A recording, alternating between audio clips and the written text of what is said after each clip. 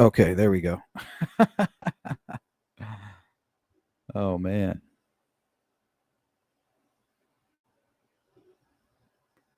All right, guys.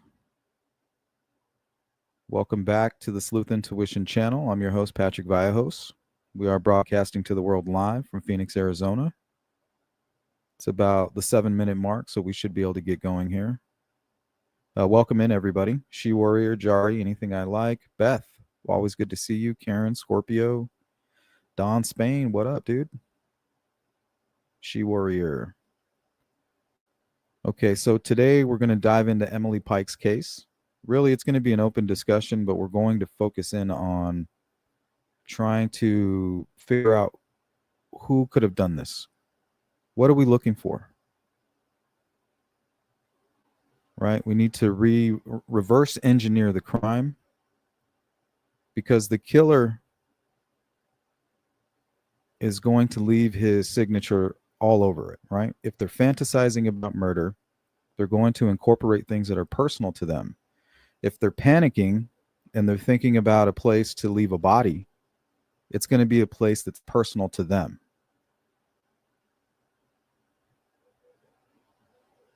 So we need to reverse engineer that and see where it points. Who are we looking for? Are we looking for an opportunistic killer taking advantage of a runaway? Maybe just a local with impulse issues,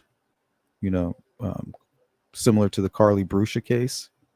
Some guy going home on his way home from work sees a young girl. And once again, those actions don't happen. They're always preceded by fantasies, right? The fantasies of kidnapping, the fantasies of sadistic sexual activity. And then it's the impulse, right? And thinking that they're smarter than everybody. And also a little bit of psychopathy, right? Not caring about the victim, wanting to get sexual gratification, and then killing the victim only for reasons to keep them from talking.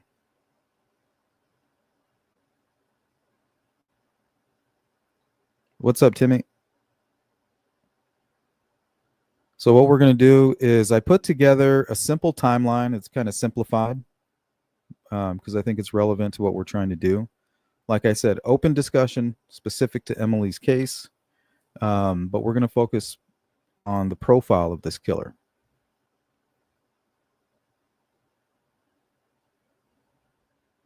And we will be getting into the gruesome details, so viewer discretion is advised. I think it's important to paint a picture of what it is that we're really dealing with here.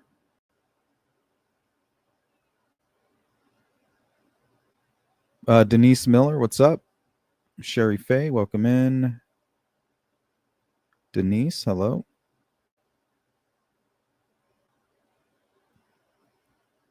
Catching the first live, welcome in. Sorry about the audio issues. Seems to be an ongoing problem. But whatever. Whatever. It's not going to stop us. Okay, let me go ahead and pull up the map. I have everything mapped out for you guys here. And I know a lot of my viewers are Midwesterners. Some of you are here in Arizona. So this might be alien to you, I guess.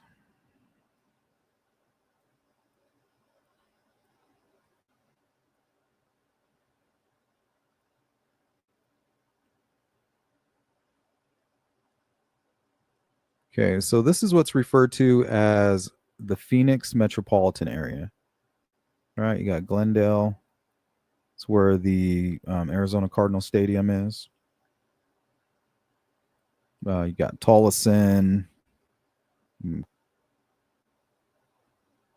Let's see how far it stretches. Out to Palo Verde, Buckeye, Liberty. But really, this is all just the Phoenix metropolitan area to us. From Apache Junction all the way to Scottsdale. Well, here in my hometown of Mesa, Arizona,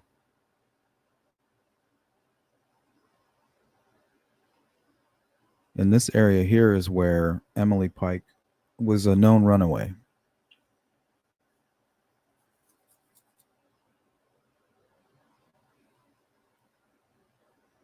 Now we have body cam footage of law enforcement confronting Emily during one of these outings where she snuck out of the group home. They're near, I think it's McKellips and Mesa Drive.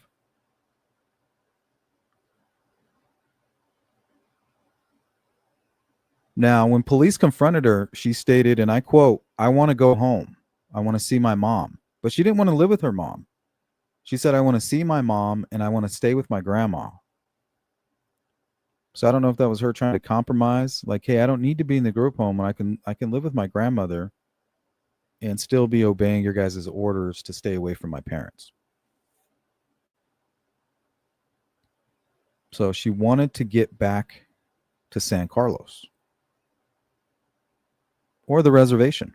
San Carlos, Peridot. This is where her family's from, this area. So I think it's very important and very telling that her body was discovered right here. Basically, a fork in the road at Globe, Arizona, mining, copper mine. A lot of Native Americans in this area too.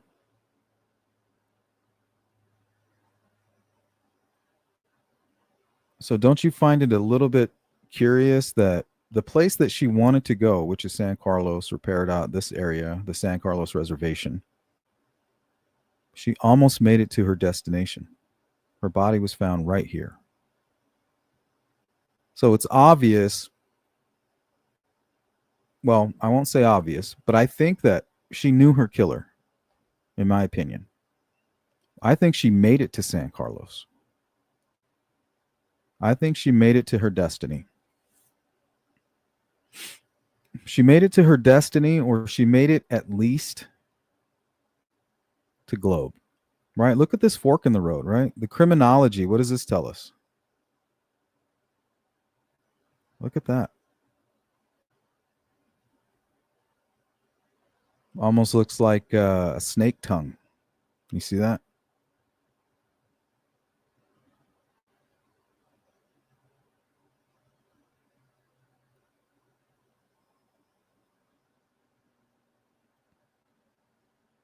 So one thing that stood out to me was this Motel 6 right here. Maybe the killer was offering to help. Maybe she didn't know her killer. Ziggy, what's up? Thank you so much for that. Maybe he promised to take her home, but it's getting late. I'll take you in the morning. That way you can freshen up when you go see your mom and your grandmother in the morning.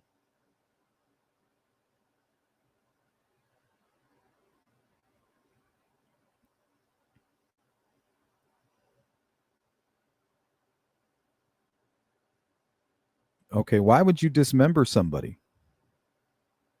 That seems extremely brutal. Doesn't necessarily make it personal, right? But it could. It could be, could explain maybe the killer trying to get his victim, Emily, out of a hotel room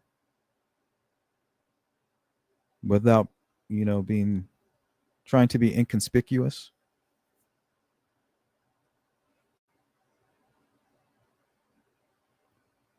Okay, now what about her arms? They have not found her arms or her hands. What could that possibly mean? What could that tell us about the killer? Did he spread them? He put the arms here and then the rest where they were eventually located? Is he trying, why dismember and do this to begin with? Is he trying to hide her identity? And why specifically the hands? What are part of our hands? Fingerprints, right?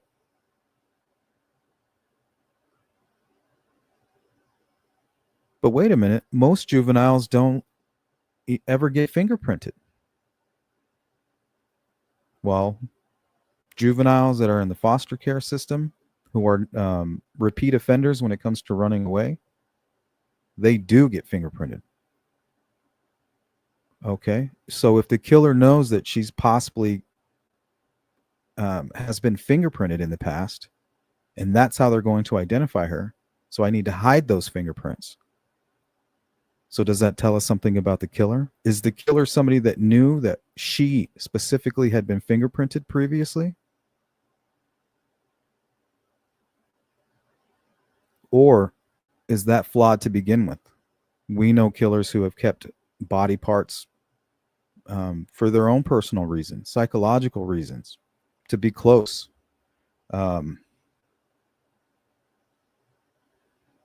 But I don't know. I feel like this is leaning more towards not being able to identify Emily when she was located. They didn't go out of their way to hide her very much, right?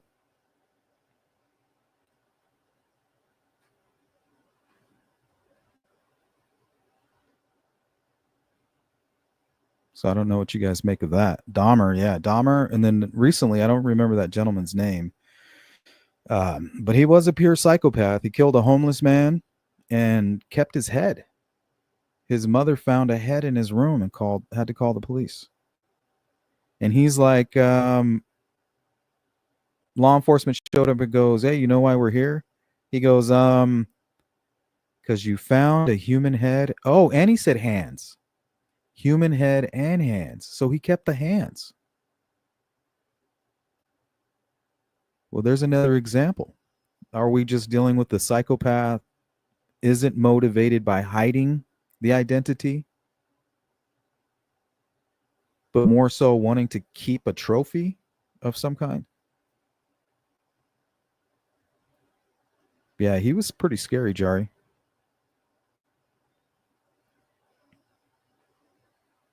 Okay. So right here, I think there could be something, a clue here. Motel 6.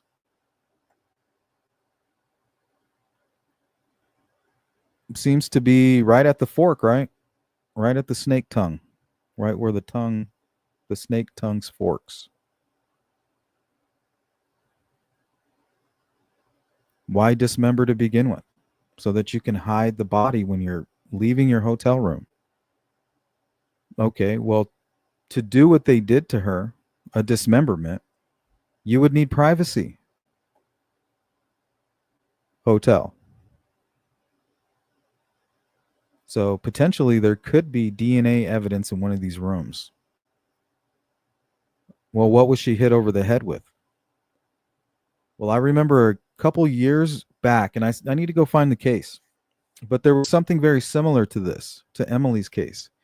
It was a young girl, but she wasn't a runaway. She was on vacation, and she was forced into a restroom, sexually assaulted. And then while in the restroom, the killer took, I don't know what it's called, the toilet cover. You know what I'm talking about? The big heavy lid. He picked that up and hit her one time with it.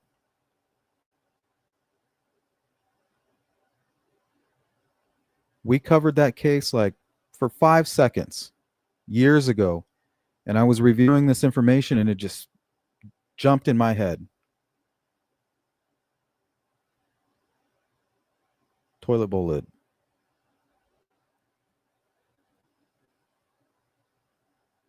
So I don't know. Just a theory. Motel 6 possibly knew, possibly didn't know her attacker.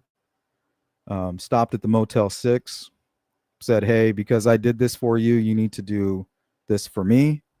Sexual assault happened, a fight. Um, Maybe that could explain the hands, skin in the fingernails. There could have been some kind of an altercation. Maybe bite marks. I don't know what to make of that. Best thing I can come up with is trying to hide the identity.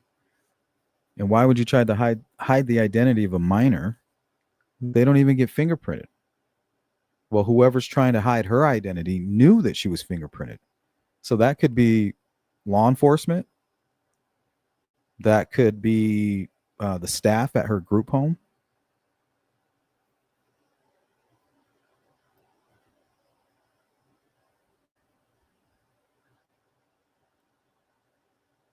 Okay. So I put together a quick simplified timeline just for the sake of getting to what we're trying to do here. Let's see. July 2023, Emily was 13. Reports sexual assault by a relative in Peridot. So Peridot is right here. It's basically San Carlos. See, it's just right down the street.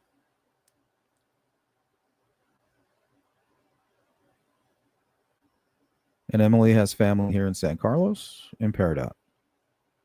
So in 2023, she reports a sexual assault by a relative. Now, I don't know what they mean by relative. There wasn't a real investigation conducted. So I don't know. She wasn't allowed to live with her mother, and for whatever reason, she's not allowed to live with her father. And another interesting fact is her father actually lived near the group home. He lived like over here somewhere. Actually, no, on the other side of the 60. Like right here somewhere. By Kleinman Park. Now, remember, one of the times that Emily ran away, she actually ran away with another member of the group home. They were found here at Kleinman Park.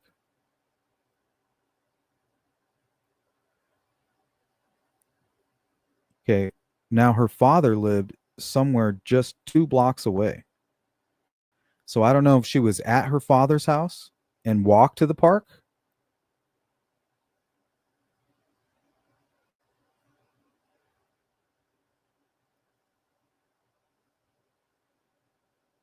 Here, let me put this image up.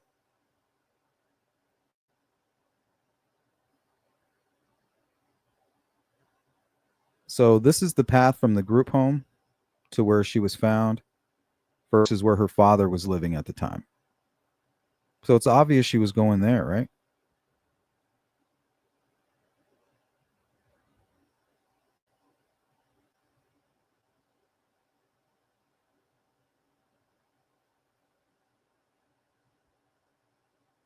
So I don't know what that means.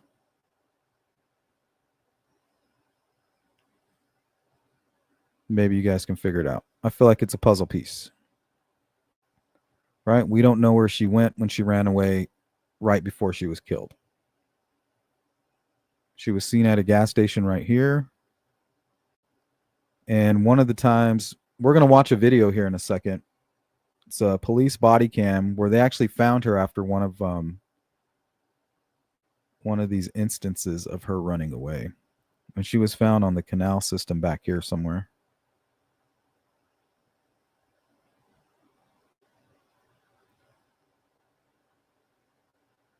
Don Spain says, everybody today knows about DNA.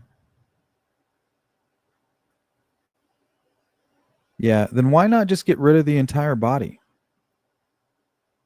Why just the hands? What's up, Fishy? Karen is asking, was she sexually assaulted? That I don't know. Oftentimes, the core investigative team is going to hold that card. That's their ace in the deck. That's how they're going to verify they have the right person.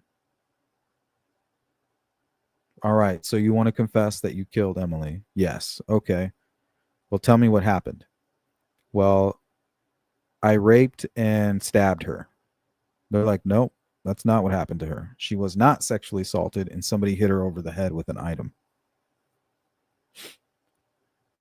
Now, I'm curious, is that item consistent with the toilet bowl lid? And does the Motel 6 have toilets that have, toilet lids like that?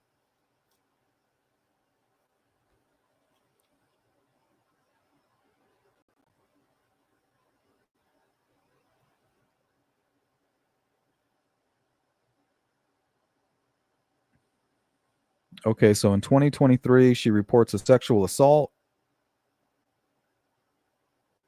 while living here in the San Carlos Peridot area. She is then sent to a group home in this area.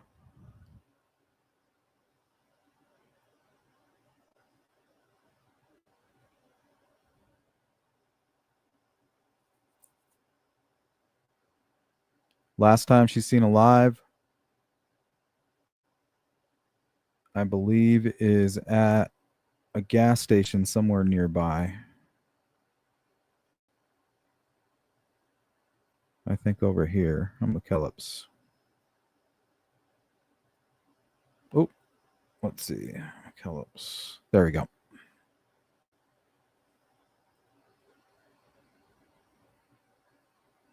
Yeah, I think she was spotted here at the Shell Food Mart.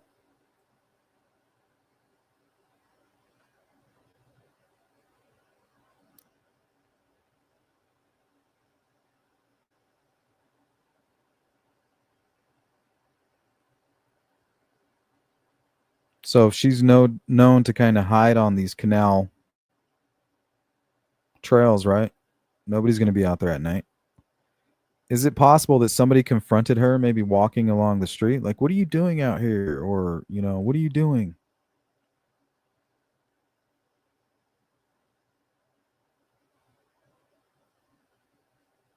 And she's like, well, I ran away from my group home. They're abusing me there. They're abusing me at home. I just want to go stay with my grandmother. Well, I'll take you there. Like the big bad wolf.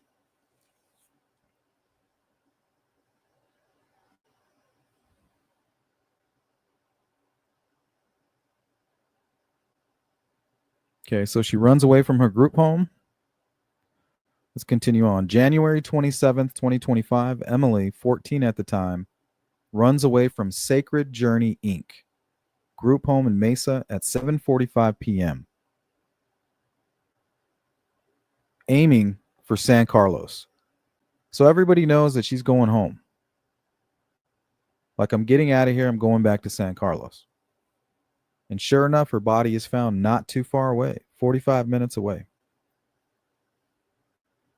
Just far enough to make it look like it's not related, right?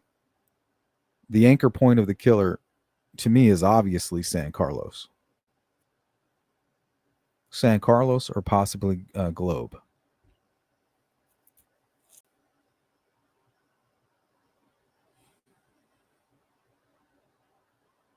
Okay, so she ran away. The last time that she ran away, she was actually found near Kleinman Park. One of the times that she ran away. Now, Kleinman Park is just a few blocks from where her father lives, somewhere over here in this area. So why isn't she allowed to stay with her father?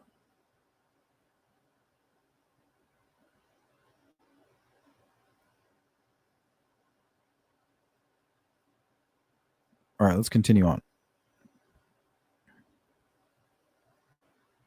January 29th, 2025, statewide missing person bulletin issued for Emily.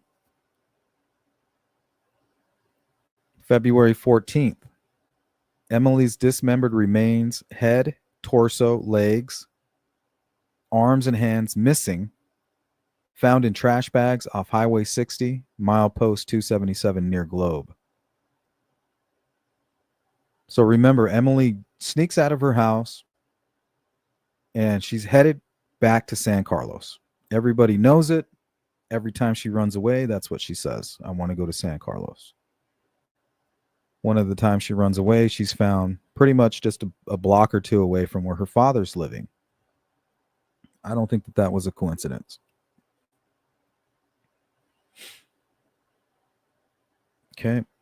So her goal is to make it to San Carlos. She does not make it there. Instead, she ends up being dumped right here.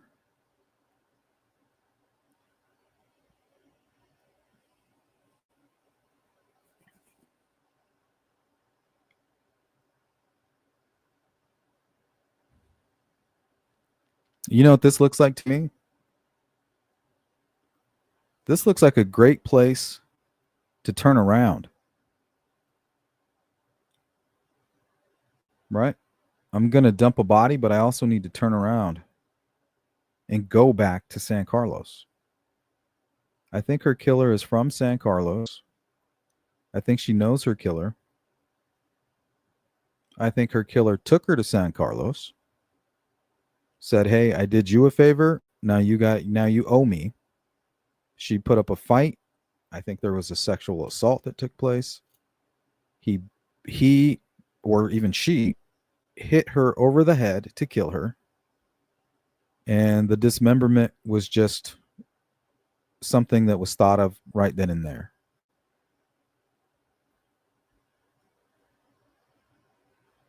Right?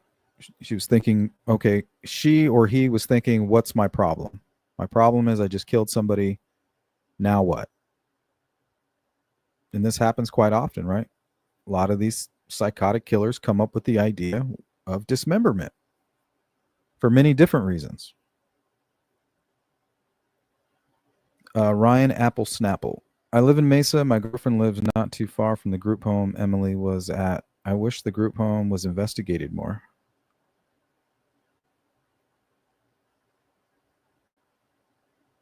Yeah, I agree with that.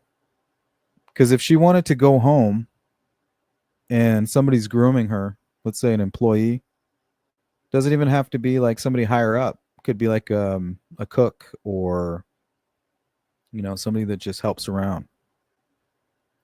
Begins grooming Emily.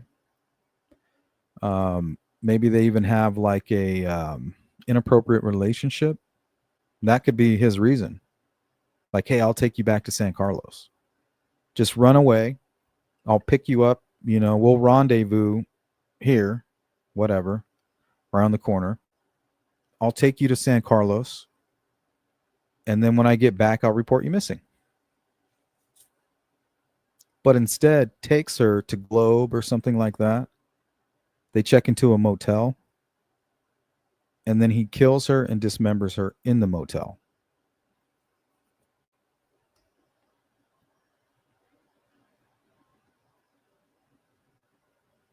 If anybody needs to get a hold of me privately, there's my email, sleuthintuition@gmail.com. Okay. So now, I believe what happened, let me see if I can change the angle here.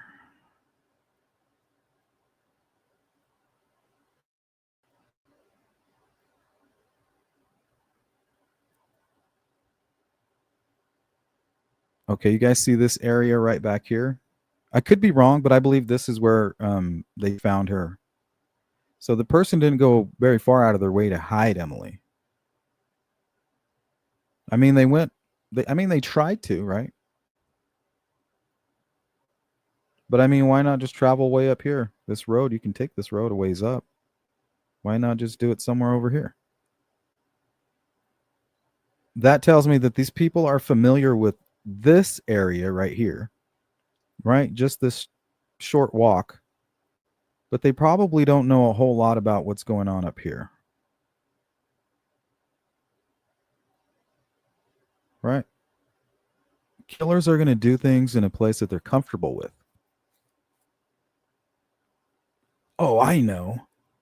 I'll take the bags and dump them here, thinking that they're being clever, but not realizing that it's pointing right back at them. We just have to decipher the code.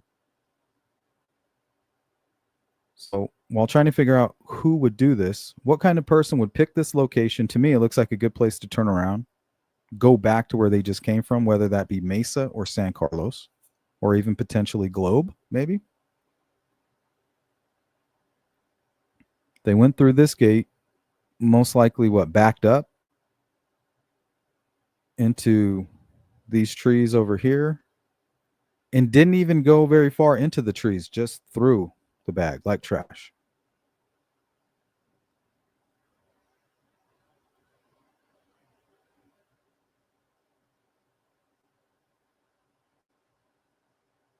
So let's look at an aerial view here.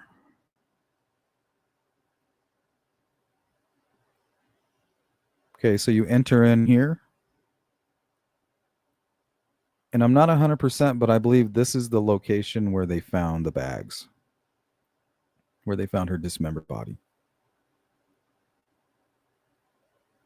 So the killer would have most likely backed up, right? Pulled in, turned around, backed into this area, got out of the car or truck. I'm thinking maybe a car. That's why they didn't go any further, possibly, right? You're not going to take your car all the way up here, but a car could easily get into this area. Whatever type of vehicle backed up, most likely threw the bags and drove back, I believe, either towards Mesa, Globe, or San Carlos. Somebody's familiar with this area. But I'm thinking maybe a car, right? It's got to be late at night or early in the morning, perhaps. Maybe it's still dark.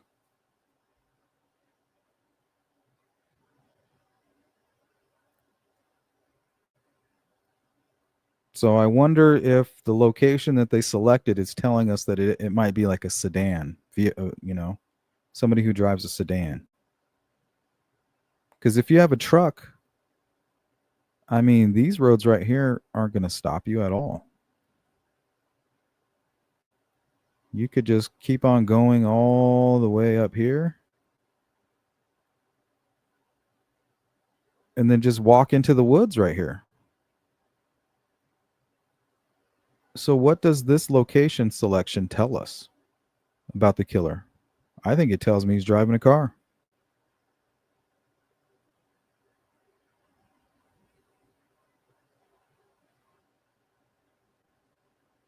Remember what happened to Stephen Stearns? He went off roading and got a flat tire, got himself caught.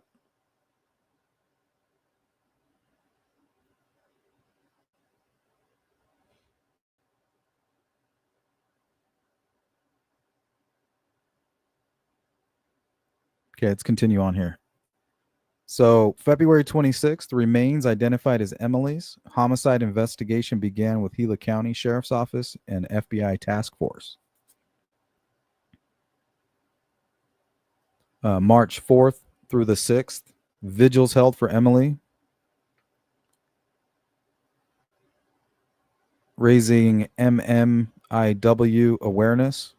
That took place in Mesa, Arizona, and then again in San Carlos. April 1st, volunteers search for Emily's missing arms, hands near Highway 60. No remains found.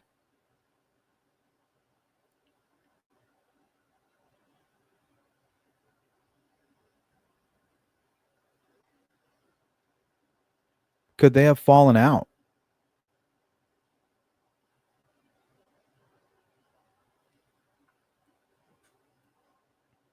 I mean, I can't make sense of it. Is it to hide fingerprints? Is it some kind of a trophy? Um, are we dealing with the fledgling killer who's learning on the go? Started with the arms, maybe did something to them, and then said, you know what? That's not going to work.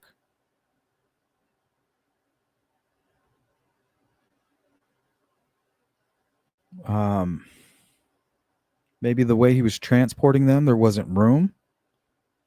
It won't look suspicious to bring one trash bag out.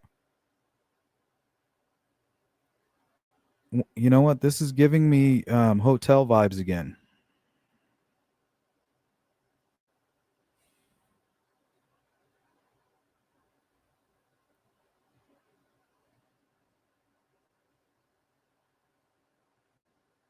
I wonder if they have like dumpsters out here.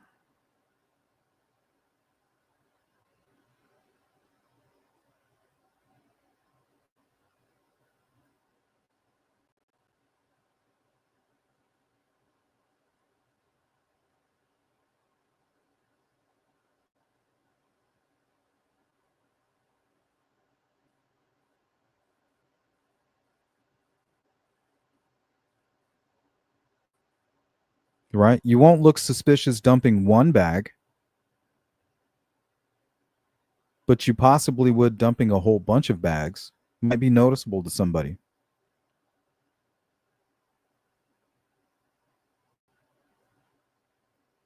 But why even care about it?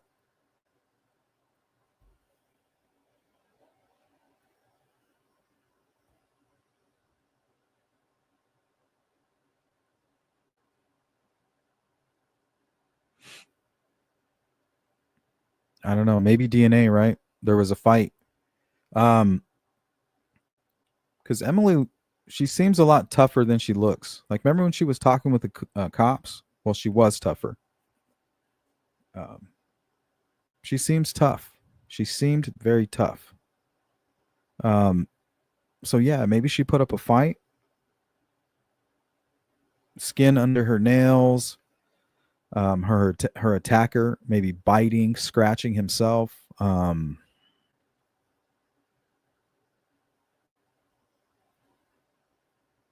Or maybe he just put the arms in another location.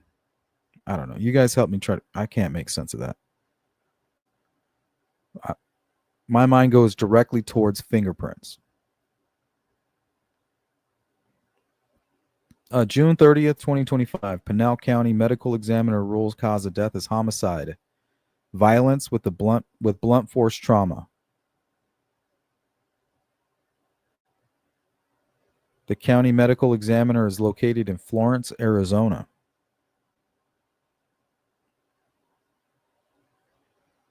There's a reward for $150,000. It may have even increased by now.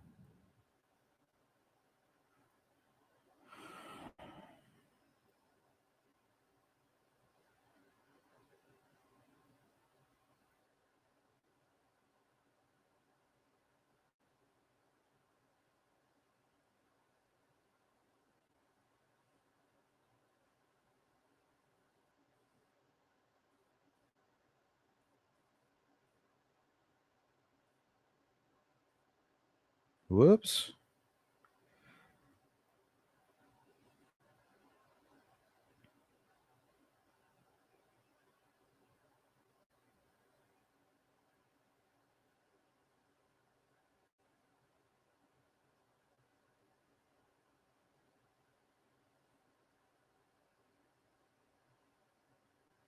Oh, that looks like a dumpster right there, huh?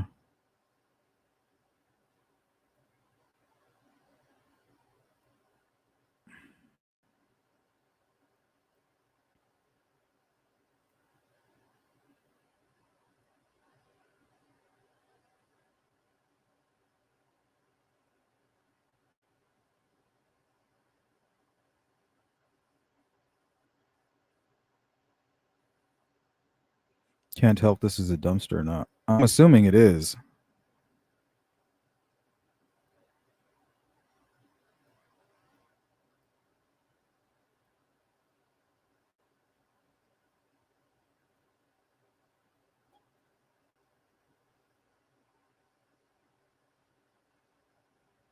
Yeah, right there. There's the dumpsters. Maybe I can get a better look from up above.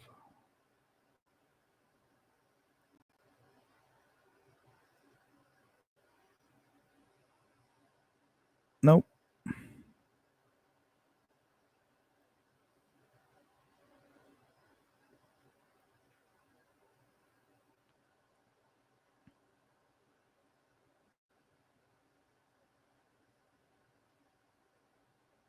Not that I know of, Ryan. Not that I know of.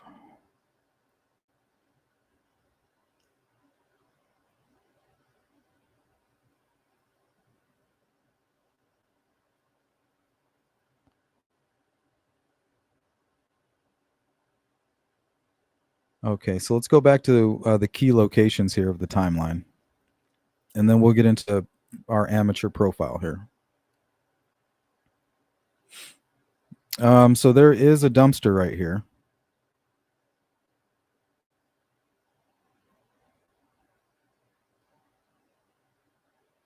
So, I mean, potentially I could see the killer doing that, right? Maybe not enough room in the back of the vehicle, or maybe he was trying to spread it out.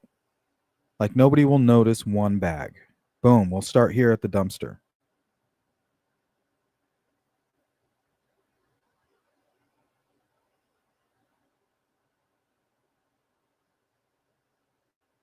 Yeah, I can't make sense of that.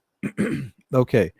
Peridot, San Carlos Apache Reservation. Emily's hometown, where she lived with family and reported a sexual assault in July of 2023. right? Part of the snake tongue here.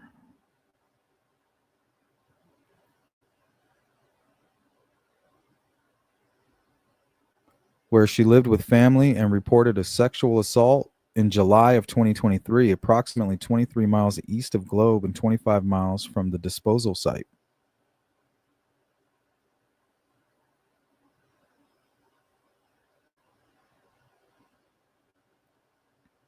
White River Fort Apache Indian Reservation, Arizona, site of an earlier 2023 sexual assault investigated by the FBI. Mesa Drive, McKellips Road.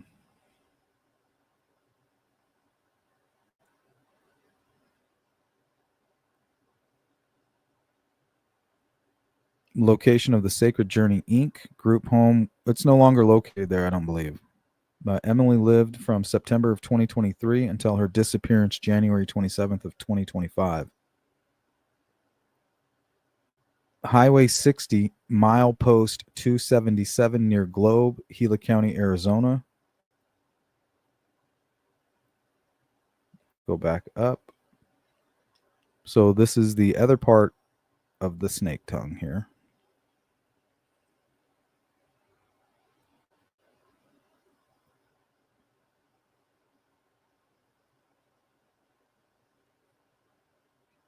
Milepost 277 near Globe, Gila County, Arizona. Disposal site where Emily's remains were found on February 14th, 2025.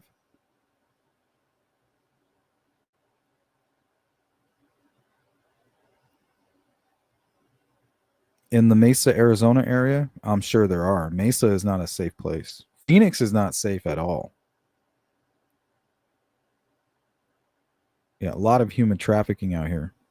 A lot of crazies. A lot of drugs too. A lot of gang activity. There is some gang activity in San Carlos too. So I definitely don't want to rule out some kind of like revenge. You know, this seems very deeply personal. Maybe somebody had a vendetta against either the mother or the father. You know, there's obviously a reason the father's all the way out in Mesa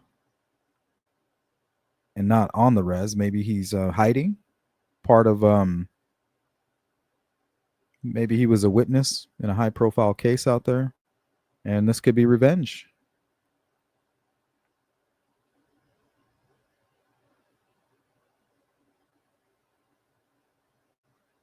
Yeah, I think like over 30, Ryan.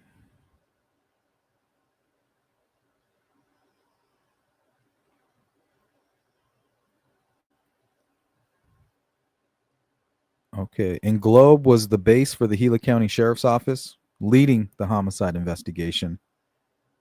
So that's right where the tongue kind of forks. Right there.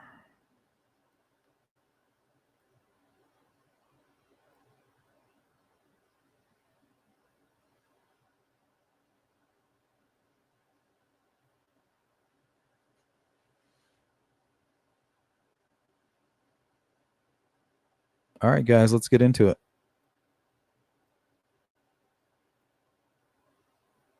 I'm going to close down the map for now.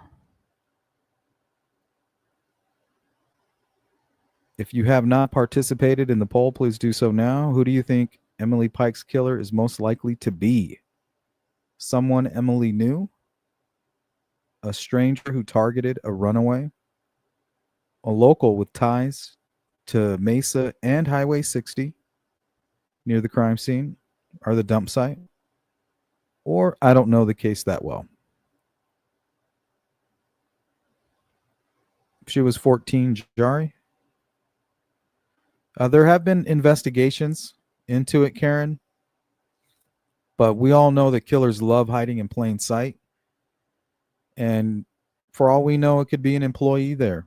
And he was interviewed and he just was able to lie. You know, people are susceptible to the manipulation of psychopaths,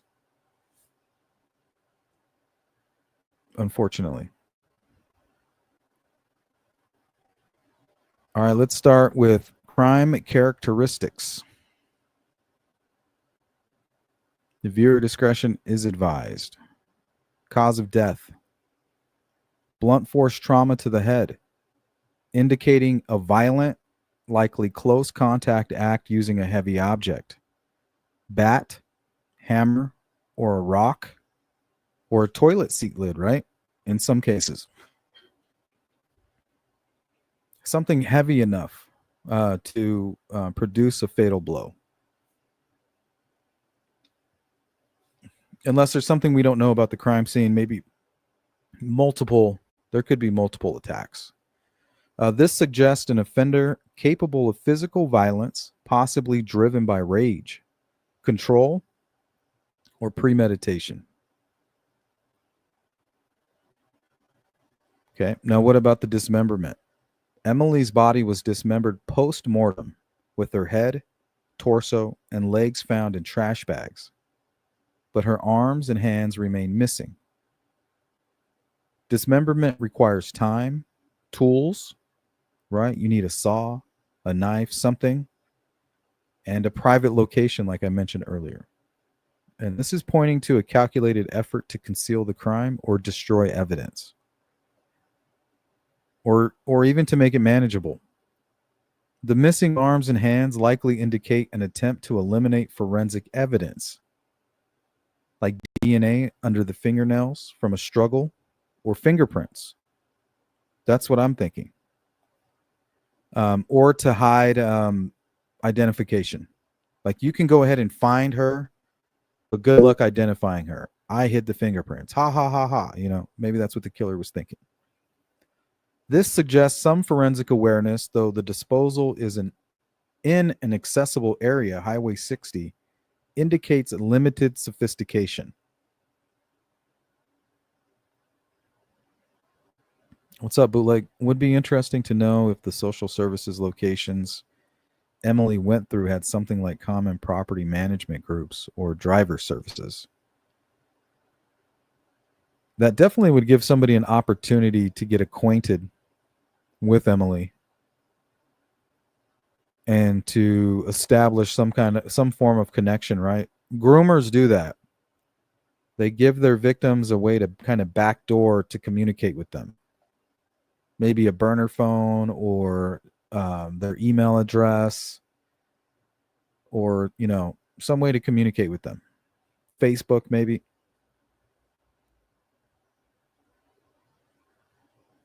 Okay, so either the dismemberment is either a calculated effort to conceal the crime or destroy evidence. The missing arms and hands likely indicate an attempt to eliminate forensic evidence, DNA under fingernails from a struggle, or fingerprints, or to hinder identification. This suggests some forensic awareness. Disposal kit. What's up, badass? Possibly a person who does landscaping with many cutting tools, or perhaps a builder.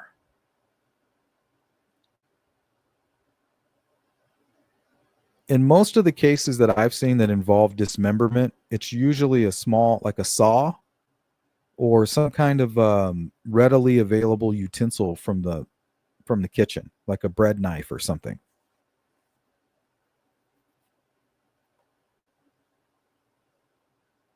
So if we're dealing with the fledgling killer who is not very sophisticated, kind of sloppy, what would be some readily available tools? And we don't know anything about the evidence that they have, the physical evidence. Was it a serrated blade? Was it obviously a saw? Was it, something along those lines? We're very limited on what we have to go on there, for good reason. Karen says, did she have a purse or cell phone? That I don't know.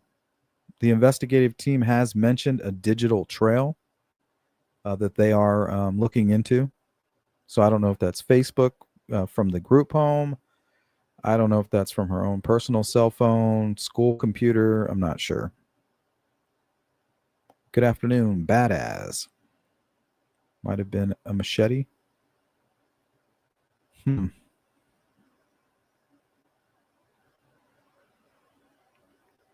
Yeah, I don't think law enforcement's going to offer up that type of information. That's something that it's going to come out during trial. Hopefully soon. All right, let's talk about the disposal site. The remains were found off Highway 60 near milepost 277, northeast of Globe, Arizona, about 25 miles from Peridot and 45 miles from San Carlos. This remote forested area suggests the offender had a vehicle and some familiarity with the region, possibly living or working near the San Carlos Apache Reservation or along the route between Mesa and San Carlos. The missing arms and hands could be at a separate location, such as the murder site or another disposal area, indicating the offender may have taken additional steps to scatter evidence. Who is this? Who's doing this? Who's traveling from the Phoenix area to the reservation? Who's been communicating with Emily? That's who I'm looking for. Who is traveling between Phoenix and San Carlos? And who was doing it at the time of her disappearance? And I think I don't know if it was pre-planned, but Emily could have called and said, hey, I ran away. I can't go back to this place. They're abusing me here. It's a nightmare. I need you to give me a ride back. Or maybe they pre-planned it, and that's why she ran away. She had a rendezvous planned. Like, hey, I'm going to the res on this date, right? The date that she was kidnapped.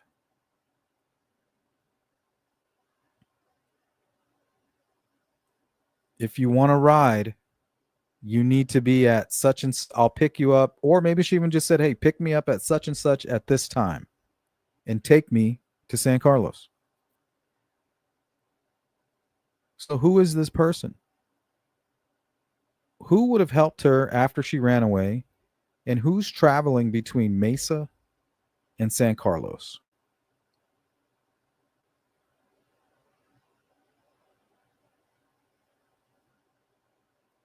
I mean, I don't see her contacting the person who sexually assaulted her, right?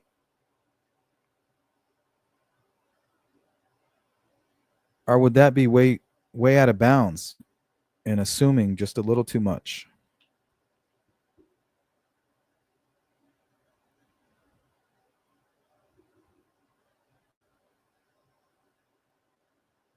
What's up, Brain Dancer? Bootleg says, I also wonder if something happened at San Carlos Peridot Res and her body was transported by ATV UTV to where she was found and left to look like it was dropped from the highway instead. Yeah, I have considered that, but that's just really far-fetched.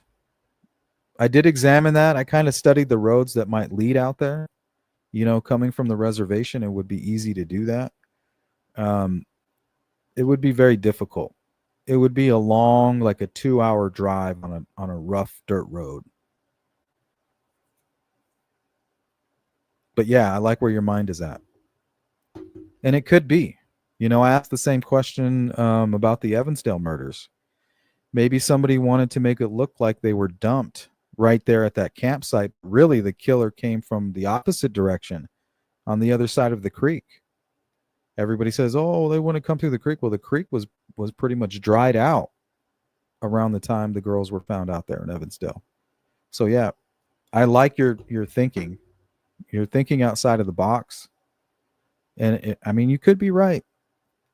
I've just recently have been kind of leaning away from that.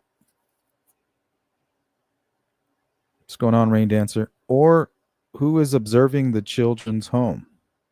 Okay, so if you look at the poll question, one of the answers here is a local with ties to Mesa or Highway 60.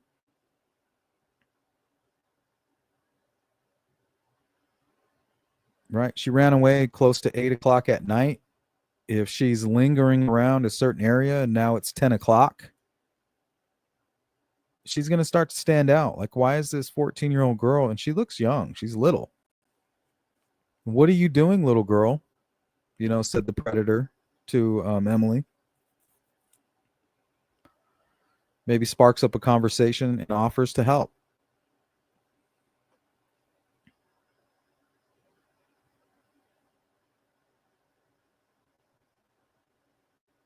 I don't know. Maybe she was hitchhiking. Could be another angle that they could revisit, see if she may have been hitchhiking. But I think she knew her killer. Her killer knew that she would be running away from her home and that she was expecting them to drive her to San Carlos. I just think that he took advantage of her. Like, hey, I helped you out. Now you got to do something for me. A struggle ensues, blunt force trauma to the head. Oh shit, what did I do? Oh my gosh. Now what? How do I hide this? How do I transport this? Then how do I not get caught? And those are the answers that are left at the crime scene. The crime scene selection, the bags, the dismemberment, the missing arms, the fact that she was driven in the direction of her destiny. That's where she was headed. That's where I would like to go. Tells me a story of somebody promising to take her where she wants to go and then killing her instead.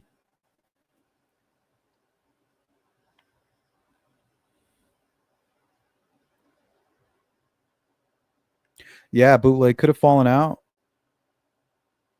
That could explain the missing arms in an ATV just thrown in the back willy nilly,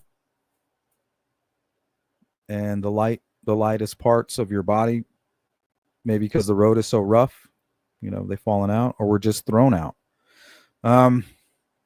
It just seems too complex for this killer.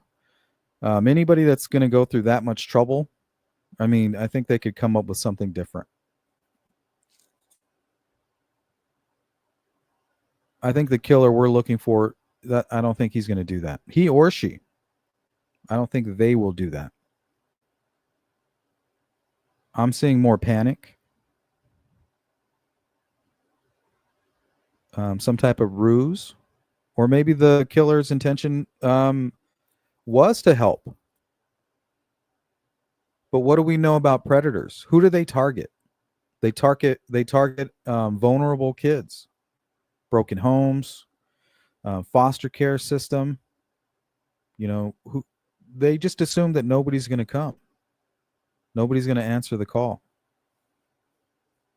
Like, what are you going to do, little girl? You're running away from home. You're all alone. I'm in control. Right? The sexual sadism, the power, control, and then the fantasies. So maybe they didn't even intend on murdering her. They were just the sexual predator. Sometimes the murdering is just to keep the victim from telling. So I think it is possible that the person who assaulted her in 2023 could potentially be her killer. Right?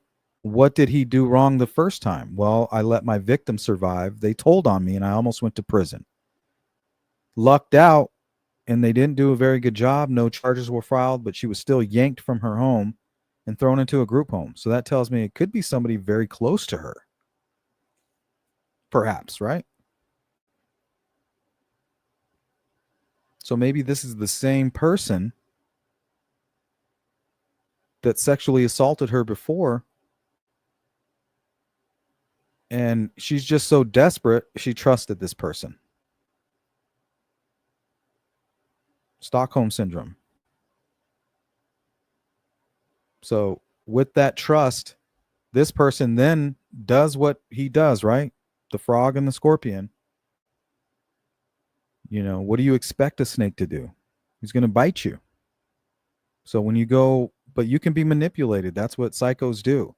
I'm sorry for what I did to you in the past. It'll never happen again. I love you. Yada, yada, yada. I'll give you a ride. We'll fix all the wrongs. But the truth is that's all a ruse. It's all a lie. Once he gets his victim to a secondary location and alone, he's going to demand what he wants because he's probably a psychopath, doesn't empathize with this person at all, and just doesn't know what love is. Sadistic killer. Wants what he wants. Wants his sexual gratification, which involves torture. and the pain, causing pain, right? Rest of the world, we're out here living a normal life, living a normal sexual life. Well, that's not fair to a sexual sadist. Well, they can't just go sexually torture random people. And I don't know any normal people, girls that are going to be into that. Well, that means you're going to have to kidnap somebody, take advantage of somebody who doesn't have a whole lot of family protection, brothers, fathers. You're in the foster care system. Not only are you in the foster care system, you're a runaway. A psychopath loves a vulnerable target. That's why they target. They're pussies. They don't want any pushback. So I could totally see this killer, this person that we're trying to mold, this figure. Who is this? Getting their ass kicked by Emily. That could explain the reason for the arms.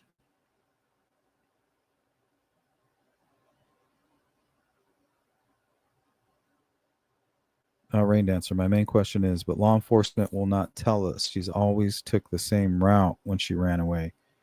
Yeah, and her route was towards her father's house. So I'm very curious about that, the relationship there. If she's going towards her father's house, she's obviously not afraid of him. But then again, you have to remember the father has brothers, relatives, cousins, people hiding in plain sight. Most people are shocked, when they find out somebody that they grew up with, known or loved, or a close family member gets arrested for rape or sexual assault or something, or worse, something like a murder. Most of these guys and girls are hiding in plain sight. No, there was a lot of runaways there. Most of them were found, though. I think there's only one runaway that has not been identified, but she was about a year away from turning 18, so they believe that she just turned 18 and just went about her business. But they don't have any real proof, but they do have some evidence that she's just living a normal life. I don't know what that means.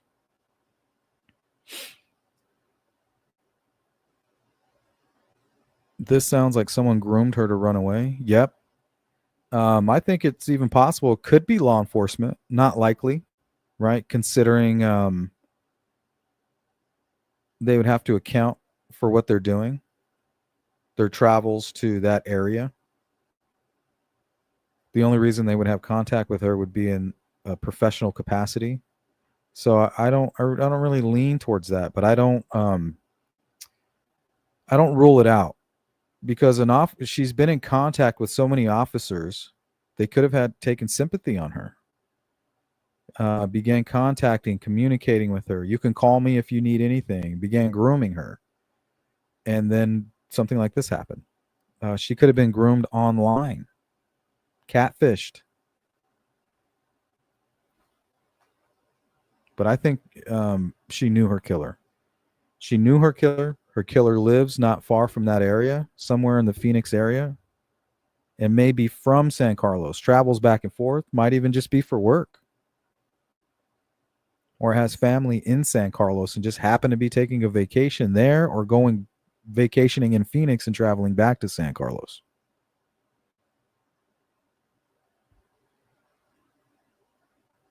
It's got to, badass. The person we're looking for, I believe, is familiar not only with Mesa or the Phoenix area and the 60, but also the reservation. Absolutely. I think there's a good chance she made it home. She made it home. Her killer lives right there near where she wanted to go, right? Her mom and her grandmother. That's who she wanted to see. My mom, and I want to stay with my grandmother. This killer, I believe, promised her that. I will give you what you seek. Oh my God, you're a blessing. I can't believe you're going to give me a ride all the way there. Yep, I sure am.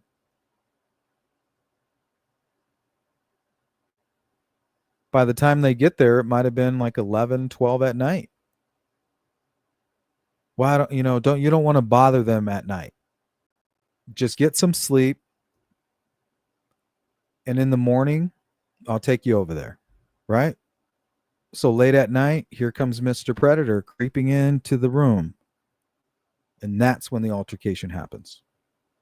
I think that's what happened to Emily. Her killer is hiding in plain sight, somewhere in San Carlos or Phoenix, the Phoenix area. And somebody suspects him. They're like, I have this feeling about this guy. They need to tip that in. It might sound ridiculous. It might sound silly. Trust me, guys. Just tip it in. The tip line is in the description of the video. Just do it. Who cares if it seems silly? Your silliness could be a very important puzzle piece to the investigative team. It could sound ridiculous to you, but make perfect sense to them. So don't let your ridiculous keep you from tipping that information in.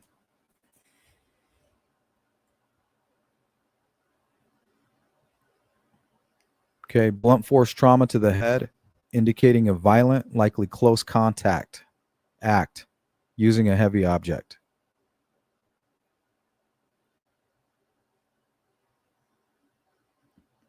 All right, her body was disposed of in an easily accessible place, and they didn't work very hard back there. Maybe the fact that the arms weren't included, maybe they thought they were in the clear. Well, as long as we don't include the hands, they won't be able to identify her. So it doesn't matter. Just throw it. What's up, Kelly?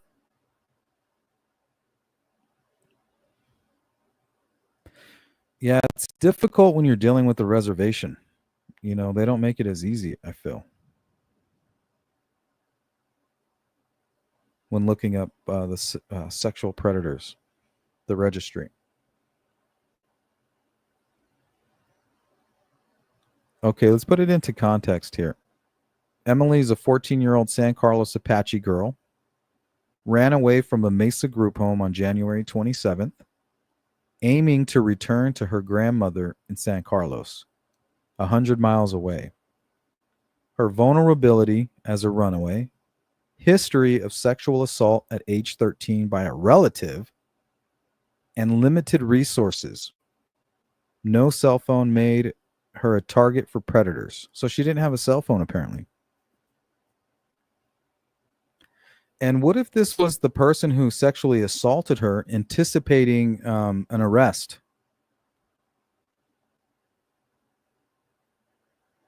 Like maybe there was more to the story and he feared that Emily would tell about it. Okay, based on the crime's details, Emily's circumstances, and criminological patterns from similar cases, homicides of vulnerable teens, dismemberment cases, the offender likely exhibits the following characteristics. Demographics. Age is likely 20 to 40 years old. So this is who we're looking for. A 20 to 40-year-old person. As the physical act of dismemberment and transportation requires strength and stamina. And this age range is common for offenders in violent crimes against vulnerable teens. So the offender statistically is likely to be between 20 and 40.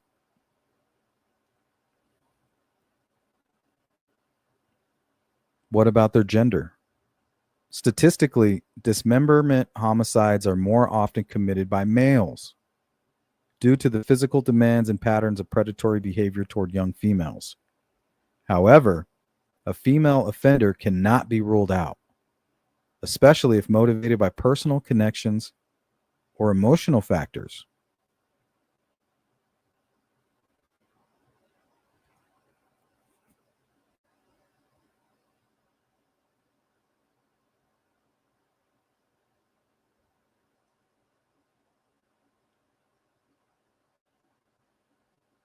Yeah, we could be looking at a truck driver badass. They do make up the majority of suspected serial killers. right? Don't forget this map here. Each red dot represents, well, the red dots that are clustered represent clusters of serial killer victims. The majority of these cases have suspects tied to them that they believe are responsible for these killings. All truck drivers.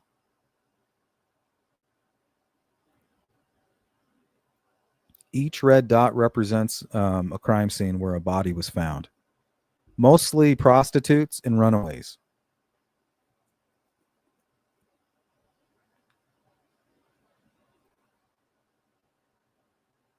So yeah, you definitely can't rule that out.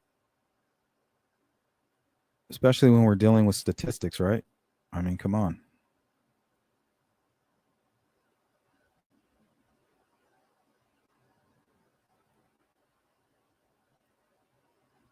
Okay, so we're looking for somebody, a man between the ages of 20 to 40.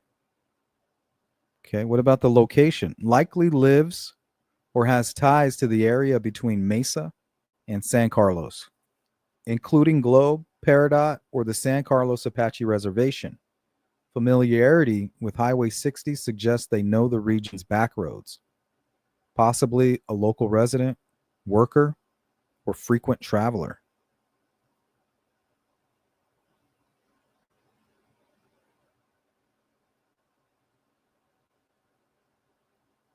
What's up, Mandy? I think sometimes kids in bad situations, like how Emily was, can even try to reach out to somebody who did abuse them out of desperation to get away from the group home, but they are just left even more. Yeah, that's what I was saying earlier.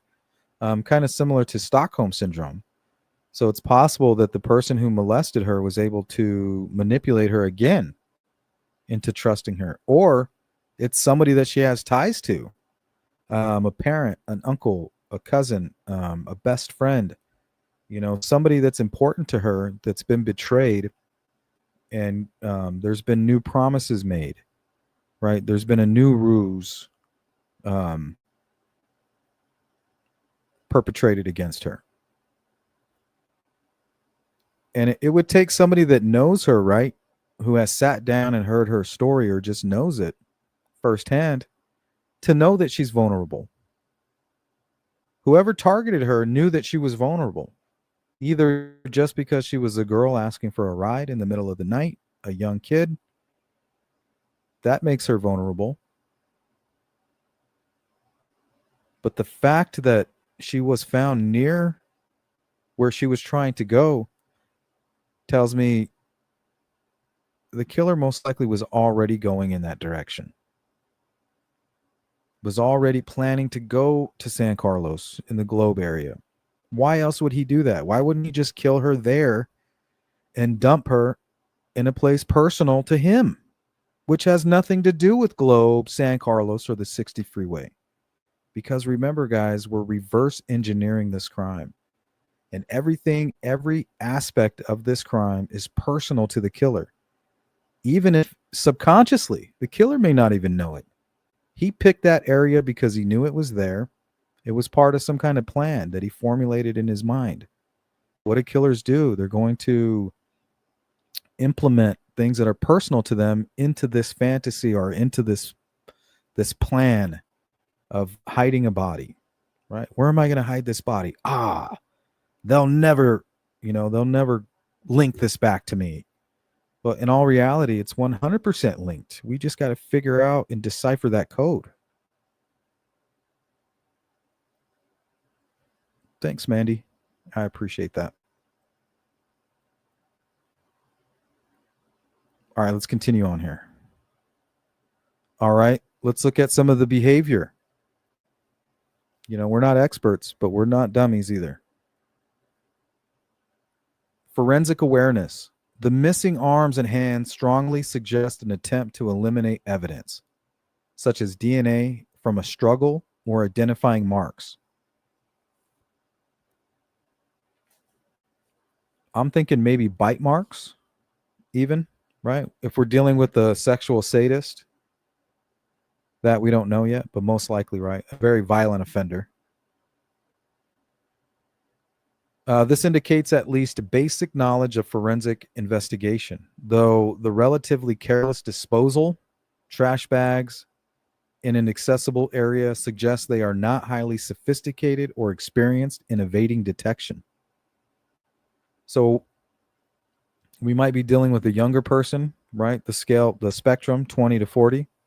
Maybe it's closer to 20. Or somebody that doesn't have any experience in this. This is their first time doing anything like this.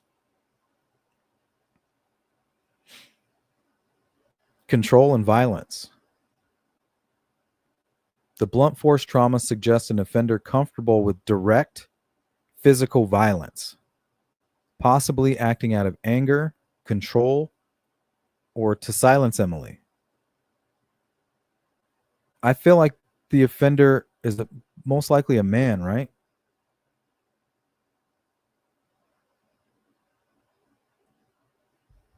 I feel like we're looking for a man.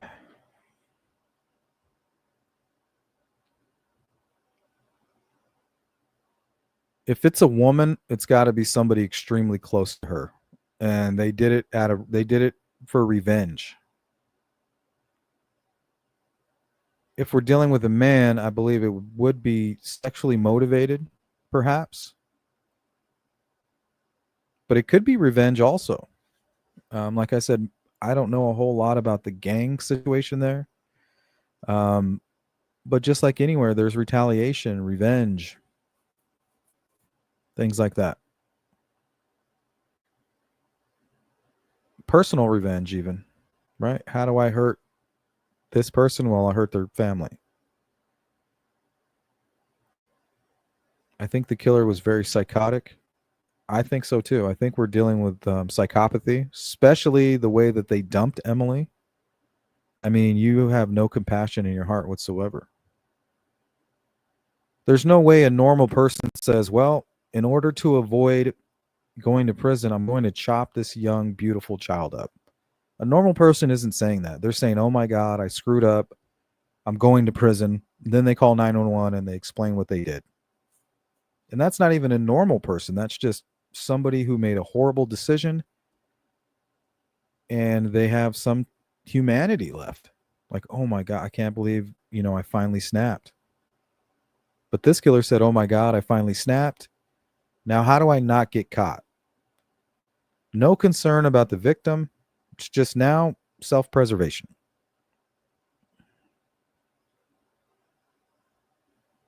All right. Opportunistic versus predatory. Emily's status as a runaway made her an easy target.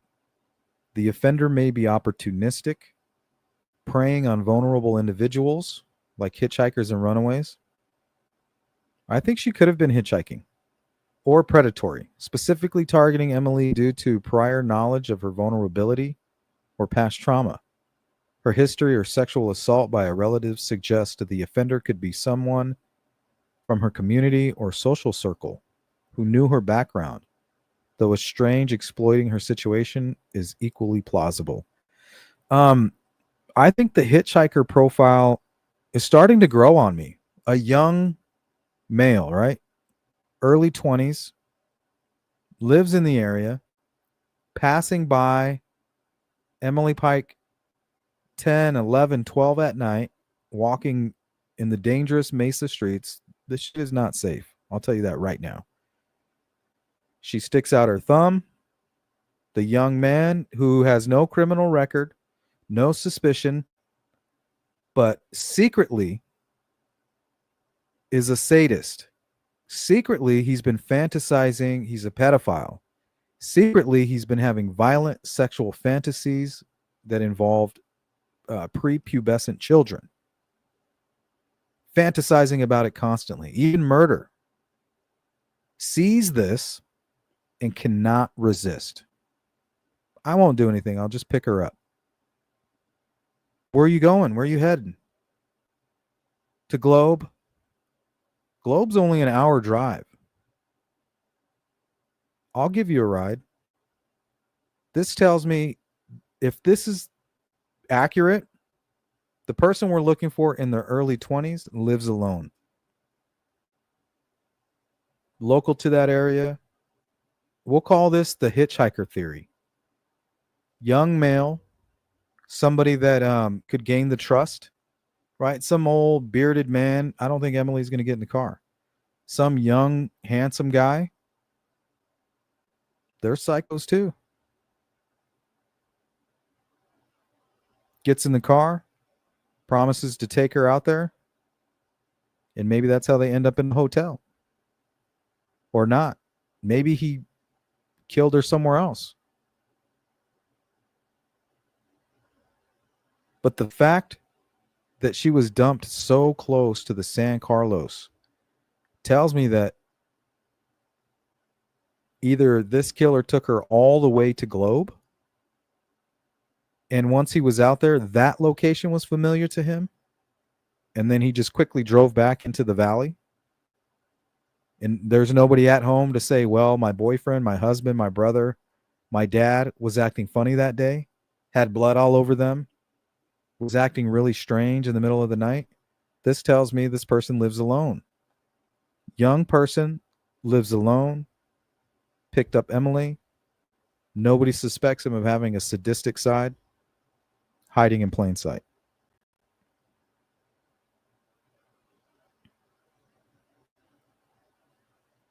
Okay, let's look at a psychological profile. Motivation. Possible motives include sexual predation, given Emily's prior assault and vulnerability, a personal vendetta, if connected to her family or community, or a spontaneous act of violence escalated from an encounter, offering a ride that turned violent. Dismemberment may reflect a practical need to conceal the crime or psychological need to destroy the victim's identity, possibly indicating shame, rage, or sadistic tendencies. Don says the killer treated her like garbage, doubtful it was a close family. Well, that's the thing. If it is close family, Don, it does happen that way. It just depends. It would be somebody who suffers from psychopathy. And a lot of times we don't know that because these people are very good at hiding it. So if it was somebody close, it would most likely be somebody hiding in plain sight. Right? We're already we can't make any excuses for close family already, right, Dawn? She was molested by a family member multiple times. So, that's all on the table for her as far as what we're looking at.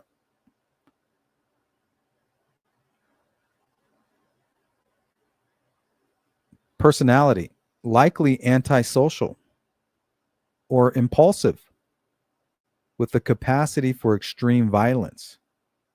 Dismemberment cases can involve offenders with psychopathic traits, lack of empathy, calculated behavior, or disorganized personalities, acting impulsively but attempting to cover tracks, right? Richard Allen.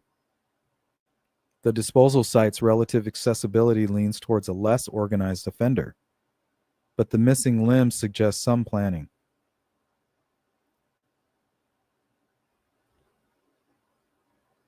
Plan like she left to meet somebody. Yeah, drugs and alcohol makes people do crazy things. Yeah, sometimes they don't even know why they did it. Some people they have this pent up rage. Like the family annihilators, the young kids that do it, where they just snap and kill their parents and their brothers and their siblings. Those people are cold as ice.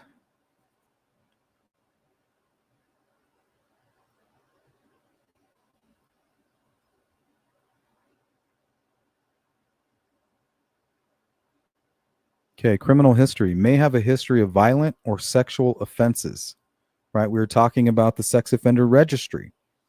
It's always a good place to start, particularly against vulnerable populations, teens, runaways, foster kids. Prior offenses could include assault, domestic violence, or sexual abuse, though they may not have been convicted if operating in a community with unreported crimes, like the reservation. Right? Her crimes went reported, but nothing was done. She was failed. They failed her.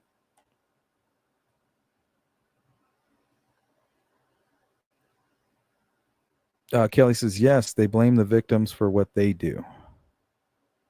Yeah, they find a reason for it, right? If they wouldn't have done what they did, I wouldn't have killed them. But the truth is, they're going to kill them anyway.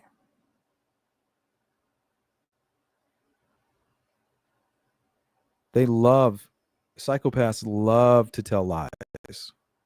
You know, they tell themselves lies, and then they allow themselves to believe it. And then it's like the cremation of care.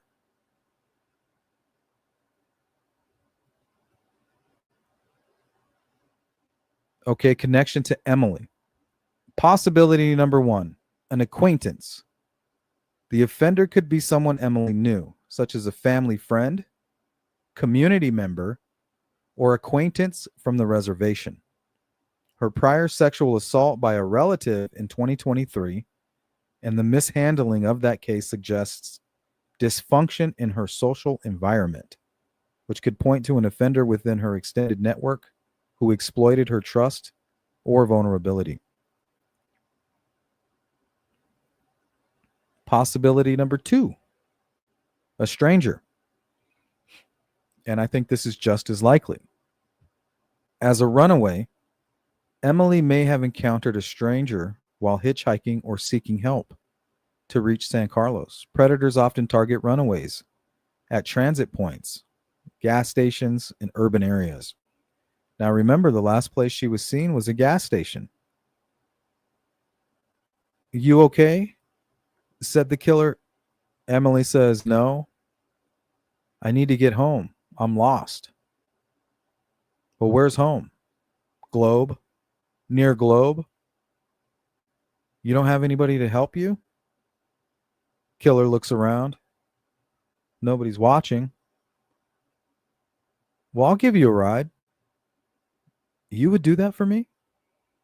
Right? Maybe he has maybe there was something about him that disarmed her. Maybe a dog in the car, or something that would be disarming. And usually the one thing that does disarm victims is that they know they're killer and they're being set up.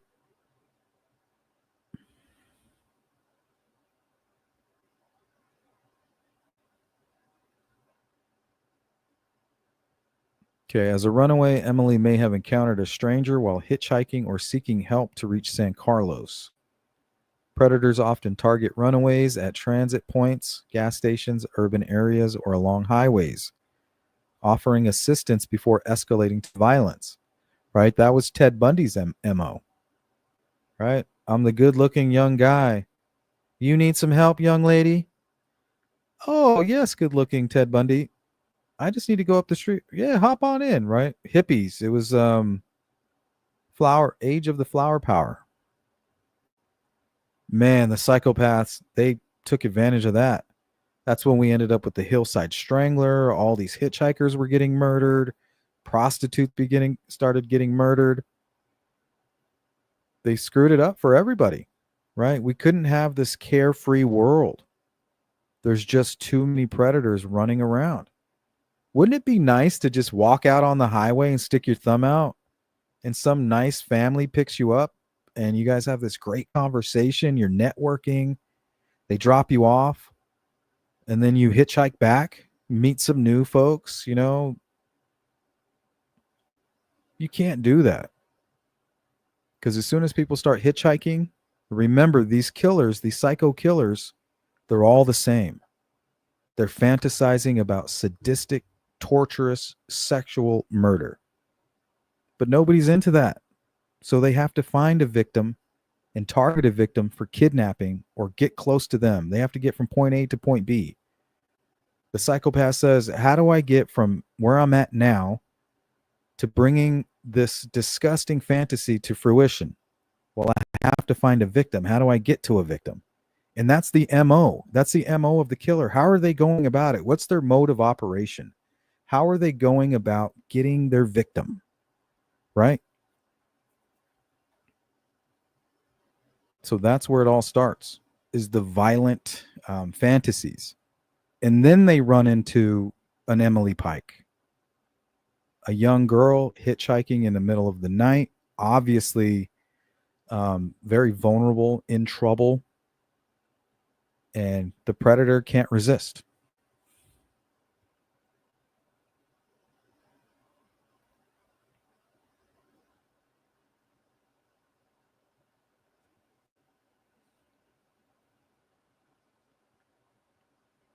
Also, it says here the offender's knowledge of Highway 60 could align with a transient lifestyle or work related travel. Right here in the Phoenix area, we have a lot of people who they're homeless, but they're not homeless.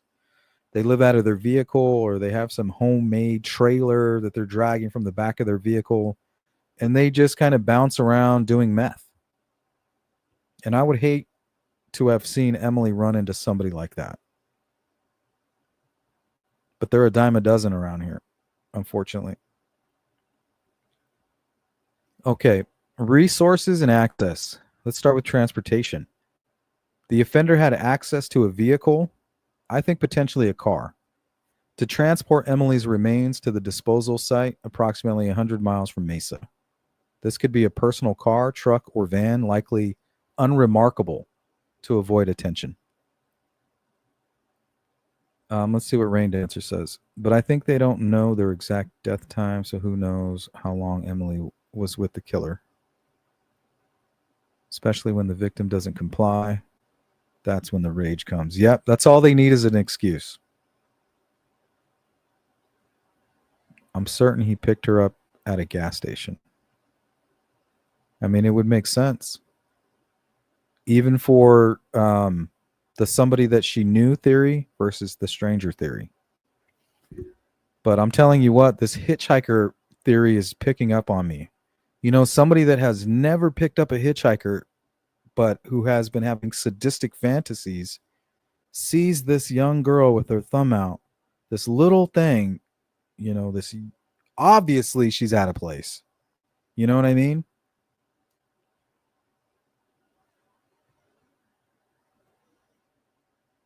Somebody who lives alone or was alone at the time, comfortable enough to do what they did.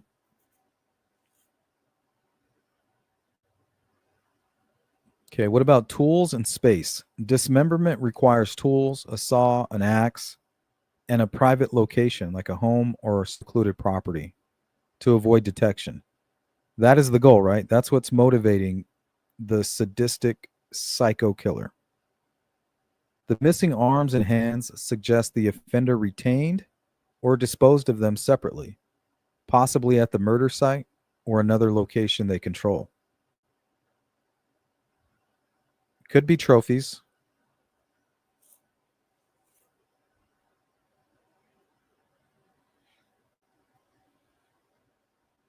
The choice of Highway 60 near milepost 277 indicates familiarity with rural areas near the reservation, suggesting the offender lives, works, or has ties to the region.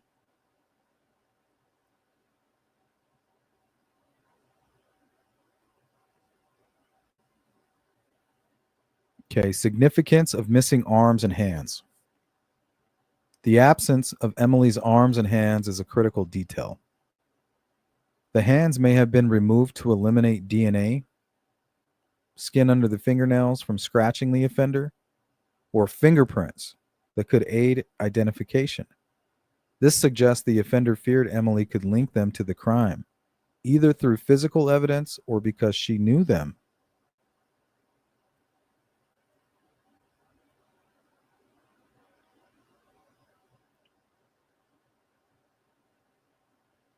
Yep.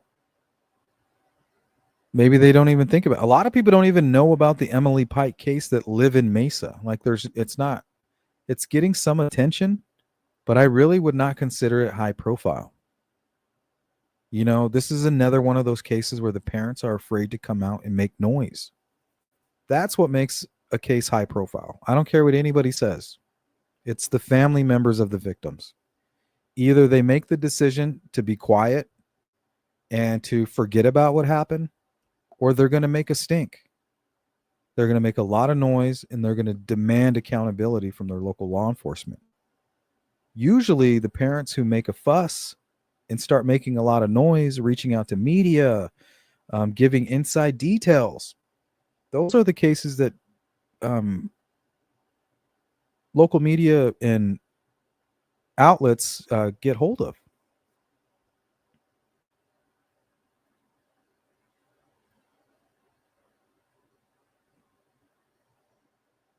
Yeah, they have a lot of evidence there. I'm sure of it. There's got to be something going on with the trash bags. Maybe they have some DNA. Like I said, if this is a young offender who is a sadistic killer and this is just the first time they committed a murder and it's a young person who's never had their DNA taken or anything like that, they might have DNA. They just don't have a hit.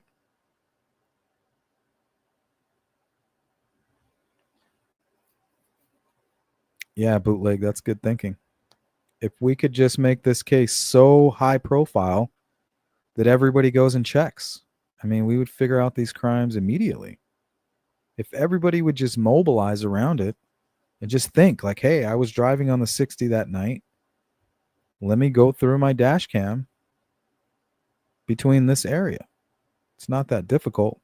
It's just nobody knows about it. Nobody knows about Emily Pike and the fact that she was brutally murdered, lived a hard life, right? She lived a tough life. She attempted to take her own life while she was in the group home. She took a shoestring, tied it around her neck, and tied it to a doorknob and tried to hang herself. A good friend of mine, an adult male who I went to school with and worked with in an office, took his life that same way because of a bad relationship. Women can drive you crazy sometimes. So it is, it was a serious attempt.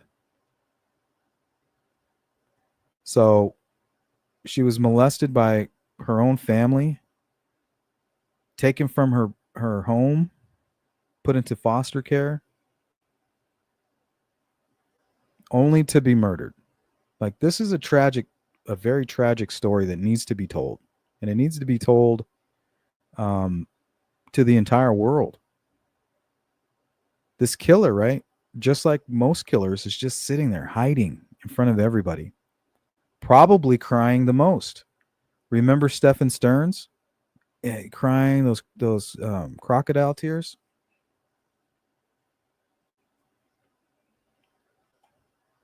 If they wouldn't have physical evidence tying him to the case, he may have gotten away with it, because that's what everybody expects you to do. But the truth is, real trauma, there's no playbook. You don't know how you're going to act.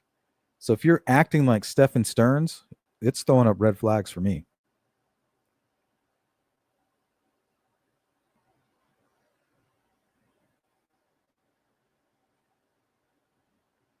Yeah, speeding tickets, that's a good thought. Okay, let's look at a few different scenarios here, and then we'll wrap it up.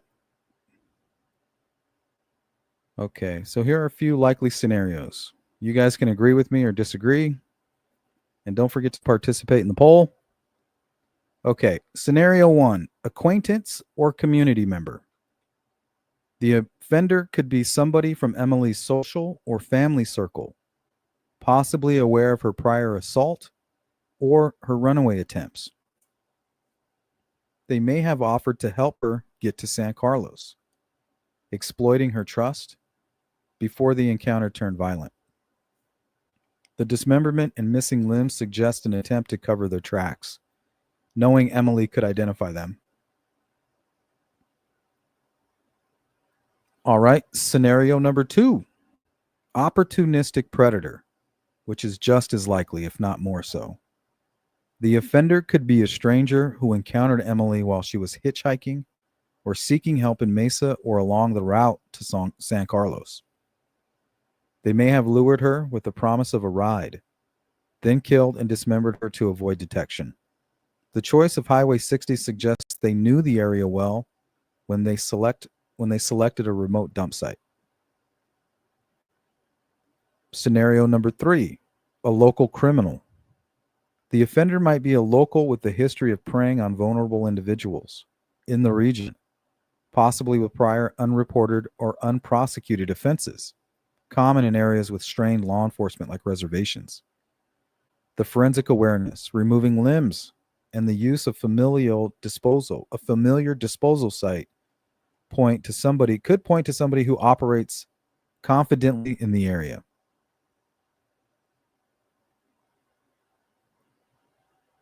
Cruising low. Scenario. What if it's the gray Dodge truck from the I-10 baseline killing? There were other girls from the same area that went missing. Far-fetched but brazen person. Yeah, I mean, the profile fits, right? It's the same thing. Vulnerable woman, but in this case, she was shot. But killers can evolve, right? Remember, they're just trying to figure out how to get from point A to point B. I have this sadistic fantasy. How do I make it a reality? That's when they start coming up with their MO. How do I get from point A to point B? And sometimes it involves like the I-10 baseline killing, where this guy drove his victim to the actual dump site, committed the murder there, and left the scene in broad daylight. Maybe they learned from that, right? Like, okay, I can't do it like this next time. Next time, my path from point A to point B, I'm going to make some adjustments. You know, maybe I'll kill my victim in one location, dismember the body, and then dump it in another location. So yeah, I agree with that. Even though it's most likely not connected, there's nothing to suggest it. You can't really say no because you don't know. But I believe in both cases they knew their killer.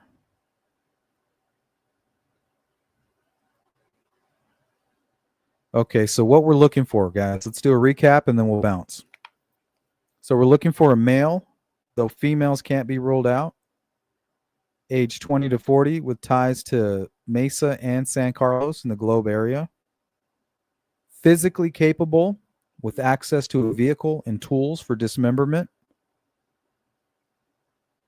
familiar with Highway 60 and rural areas near San Carlos Apache Reservation, possibly with a history of violence or sexual offenses, targeting vulnerable individuals like runaways, either known to Emily, family friend, community member, or a stranger exploiting her runaway status, motivated by predation, control, or a personal grievance, with enough forensic awareness to remove identifying evidence like arms, hands, but not highly sophisticated in disposal methods.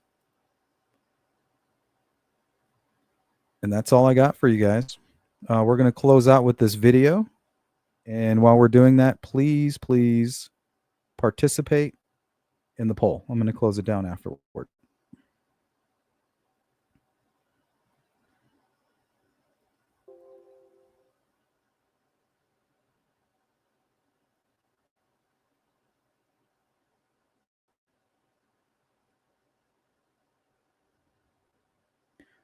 Okay, so this is body cam footage. One of the instances that Emily ran away from the group home. She didn't make it very far. Emily, can you please stop for me so I can talk to you? Well, I don't know that, but you match the description of someone I'm looking for, okay? Well, I need to identify you correctly, okay? You need to tell me where you're coming from. Can you stop, please? Emily, I need you to stop, okay? Just stop, young lady, okay? I know you're coming from West Ivy, okay? So I need you to stop. Okay, so West Ivy is how I kind of located where the group home was. He kind of gives the street name, and that was how I originally located it. Stop, okay? Hey, it's okay. You're not in trouble. Hey, listen. I need to know where you're coming from, okay? Hey, What? relax. Take a seat, okay? No. Yes, ma'am. I know your name's Emily, okay? My name's not Emily. Where are your parents at? They're home. Where? And Mesa. Emily. No. Emily. She said they're home in Mesa. So the thing is typically minors do not get fingerprinted, but runaways in foster care do, especially if they're repeat offenders. And that's what Emily was. So it's almost as if the killer may have known that her fingerprints were in the system. Relax, okay? I need to get you back where you need to go, okay? Hey, Emily. Stop. I know you're coming from West Ivy, okay? Kelly says poor baby just wanted to go home. And it's sad, Kelly. It's like she didn't even have a home. She had nowhere to go. And that's the part that breaks my heart. What? Yes, you are. Okay? She's all alone. This world is not a nice Where place. are you coming from? Emily. Why?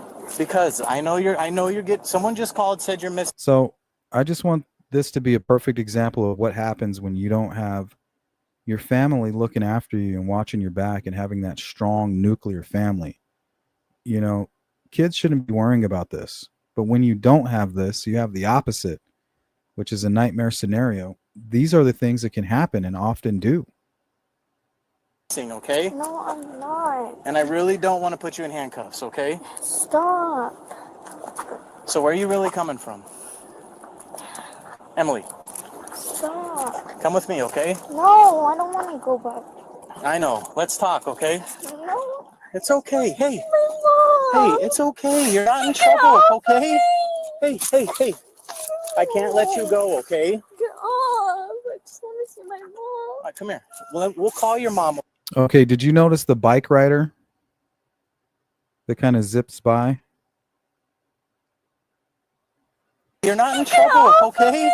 See the bike? Hey, I can't let you go, okay? He's just a pedestrian. I just want to see my mom. All right, come here. But who's to say that she wasn't walking just like she is on this night, in the middle of the night, and just some random pedestrian crosses paths with her? Remember, we talk about the psychopath lottery. You know, how do we know when us or one of our family members is going to cross paths with somebody who's either plotting or fantasizing about an opportunistic killing? I think there's a good chance that Emily won that lottery. You know, just when an innocent person crosses paths with a psychopath, you never know what's going to happen. And I'm not just talking about a psychopath. There's plenty, there's a lot of psychopaths out there. You know, some of them are masters of industry, and they're not sadistic sexual predators. They just suffer from psychopathy. So I'm talking about something different here. I'm talking about a sexual, sadistic, psychopathic killer. And when vulnerable victims cross paths or become targeted by those individuals. We'll call your mom, okay? No. It's okay. No, Come on. they won't let me talk. It's okay. Come on. I will call your mom for you, okay? No. It's okay. I don't wanna go back to that shit. No, she's in Mesa right here. Hey, No. Emily, I need you to come with me, okay? Hey, No, I'm hey, not hey, hey, coming hey. with you. Hey. I'm not. Listen, okay? I know you're missing, okay? No, Come on, I'm dear. not. Come on. Let me It's go. okay. Come on. Let's go. No. I have to get you home, okay? That ain't my fucking home. I know it's not, okay? But that's where you stay now, leave me okay? alone. It's I don't want okay. to go back. I know, but that's where you live right now, okay? I don't live there. Hey. Can you stop? You're coming with me, okay? I'm not. Hey, it's okay. Let go. It's okay. Hey, No. relax, okay? Let go. I can't, all right? You're reported missing, okay? You have to come with me, okay? Stop. I don't want to go. I know you don't, but you have to, okay? Stop it. It's okay. You got to come with me, okay? Stop. Hey, relax. Relax. It's okay. No, it's not. It is. Can you stop? No, I have to get you home, okay? No. Hey. It's okay. Get It's off okay. of me. It's okay. Get up. Relax, okay? I'm not going back there. It's okay. Let go of me. It's okay, okay? Let go. This is her. Okay. Get relax. off of Hey, me. here. I Relax. just wanna Relax. go It's home. okay. Hey, Stop. See, and notice the other cop he doesn't seem as genuine as the original cop. So Predators, remember, 1 out of 10 in every industry, every profession. I'm telling you guys, you have to watch out. 1 out of 10. I don't care if it's firefighters. I don't care if it's kindergarten teachers. 1 out of 10 is targeting somebody right now as we speak. So I definitely wouldn't rule out law enforcement. Hey, Emily, No, get off Emily, me. hey, Emily, stop. relax. Okay, we're not here to hurt Get you. off of me. We can't. Okay, I need you to just No, relax. I'm not gonna fucking relax. Okay, It's then you're not okay. gonna relax. You're gonna Let put me it You're in. gonna get put in No. handcuffs in. You want to be put in handcuffs? Just let me We go. can't do that. We can't, Hey, dear. no one's trying to hurt you. Okay? Yes, they Talk to us. are. Well, tell us Just what's let going. me go. Tell us what's going on. Jari, she looks a lot younger than she actually is. I want to stay with my grandma instead. I don't Okay, want well, to stay there. fighting us isn't gonna help that. You guys aren't even gonna help. How do you This is know? gonna be the Guys, Have you ever 101. And she's not lying, right? You guys aren't even going to help. Like they're basically working for the group home. Nobody's working for Emily. Nobody. I've never seen somebody more alone in my life. You hear people say, "Oh, it's me against the world." No. But for Emily, that was a true statement. Julie, we're looking for. no, let me go. We can't. I'm sorry. Okay? No. Hey. Listen, I'm here to help you, okay? No I one's can't. helping me. Well, Stay you the gotta. fuck away from Well, me. that's not gonna help things No one's either. gonna fucking help me. Right? And what did Satan do? What did Lucifer do? He presented himself as an angel of light. So the damsel in distress, the predator most likely entered into her world looking like a savior, looking like a rescue, a hero, somebody who's there to rescue her. I'll save you from this. Look, Stop. 2437. Listen, Emily, if you keep fighting me, I'm gonna put you in handcuffs, okay? Stop it. And I really don't want to do that because you don't deserve to be in handcuffs, okay? I'm gonna walk her that way. Stop. Come on, dear. No, I don't want to go. Hey, well, you have to, okay? And we don't want. If you're gonna act like a child, we're gonna put you in handcuffs. Stop it. I really don't want to put you in go. handcuffs, young lady, okay? Yeah, that other cop has no empathy, no sympathy. He's ready to throw her down on the ground. I just want to go home. He's sick of it. He has no patience for it. It's I don't okay. want to. Just let go of me. Hey, Let go. Emily, what did I say? If you're cool with us, we'll be cool with you, okay? But we have to get you where you belong, okay? I have no choice. Get off. I know What's up, it might Mark? not be your home, No. but it's your home now, okay? It's not my fucking home. Let go of me. That's where you stay No, now? I don't. I don't want to go back. I know. No, you don't. No one understands me. Nobody Well, you understands gotta me. talk to us instead of fighting with us. Let go. I'm trying to understand you, okay? You don't have anything that's going to harm me or harm yourself, do you? No, nothing. Nothing? Stop. There's nothing. Okay, dear. No, I don't want to go back there. Well, you don't have a choice. Emily, I don't want to put you in handcuffs, okay? So get in there. Like he doesn't have to say that kind of shit. Like you don't have a choice. Like I don't like this cop back here. All right? Oh, I just want to Let go of touch this. my mom. Where's your mom? Let go. You're gonna go in there one way or I'm the not other, okay? You're gonna go in there one way or the other, he said. Go I to don't that wanna hurt fucking you. group home. I hated it. I know, dear. No. Get off of me. Here, come on, In dear. the car, come on. Get in. Go on. Come on, slide over. No.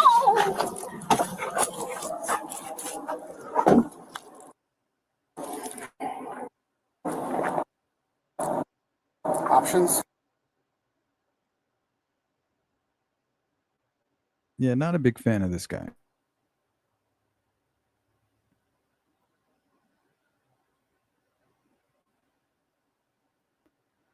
But all right, guys, that's going to do it. This will be our 2-minute warning. If you have anything to add to the conversation, speak now or forever hold your peace.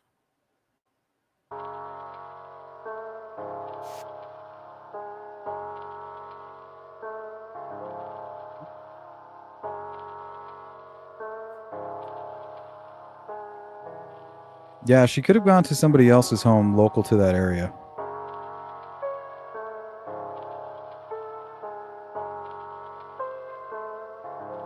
All right. So, who do you think Emily Pike's killer is most likely to be? 30% of you said someone Emily knew. I'm leaning towards that right now. That's what makes sense. Her body was found near San Carlos. That's what it points to, somebody that she knew, very close to her or within her community. 26%, a local with ties to Mesa or Highway 60. Right? Maybe somebody who picked up a hitchhiker.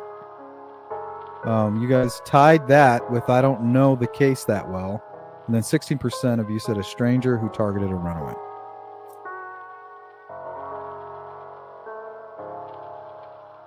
Thank you, Ziggy, Jari, Bootleg, Mark, everybody. Kelly, Badass, Dawn, Jari, Cruising Low, and everybody else. If you're part of the replay crew, you know exactly what to do. Drop a comment, we'll get back to you. If you guys need to get a hold of me, you can always email me at sleuthintuition@gmail.com. And if you cannot hit the Cash App, please hit the like button on your way out. And I'll see you a little bit later tonight. We're going to get into a 4-part series titled The Mean Teen Murders. And I'll see you guys there. Take care.